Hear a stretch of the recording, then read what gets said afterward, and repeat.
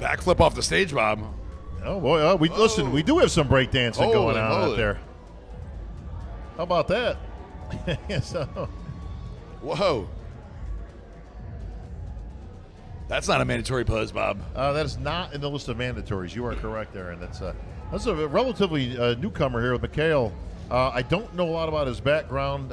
He won the Arnold Amateur last year. I was just going to say, Nick. As usual, my friend, you were on point. He's also younger than me. Is he? Yep, by a couple months.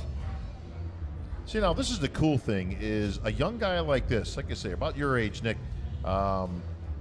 What a great opportunity, let the Arnold Amateur winners come out here and compete and qualify for this competition. And again, you can see the differences. I mean, you can see he doesn't have the level of muscularity or the thickness, nor should he at your age. Right. I mean, listen, you don't have enough years in the gym just to get there at this point. So this Decent is all conditioning, about experience. Yeah, his conditioning is good. I mean, that's one thing about the smaller guys is they can get the conditioning.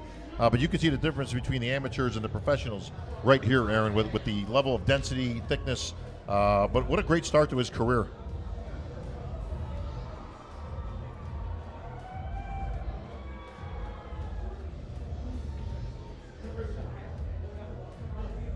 Definitely some gymnastics or something in his background, right? I have a hard time just tying my shoes in the morning, all right? So this guy can do that stuff. All the power to him.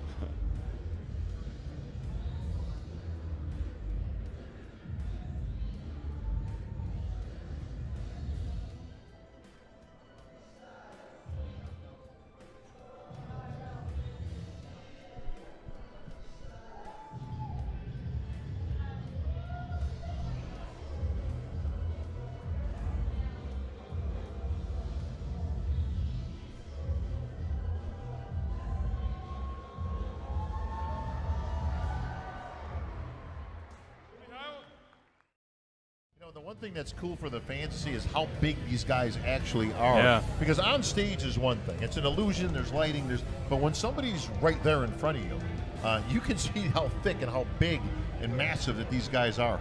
I can still remember seeing Dennis Wolf for the first time in the pump-up room backstage and just seeing how big he was in person. It was just like, you don't realize how big they are when you see him in the magazines. You see Dennis Wolf in person, he's crazy. Oh, there's the Terminator. Look at with his sunglasses surprised on. you don't have the leather jacket on. Come with me if you want to live.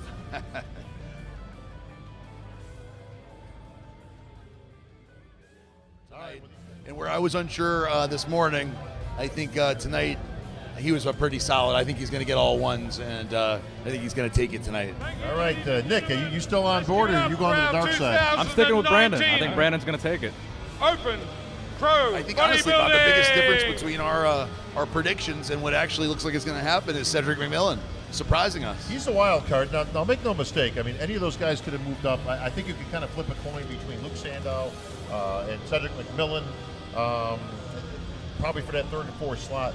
But if it's not going any other way but 1 and 2 between Curry and Bonac. Yes, thank you, gentlemen. Can you return to the stage, ladies and gentlemen? Take your seats because there's plenty much more to come.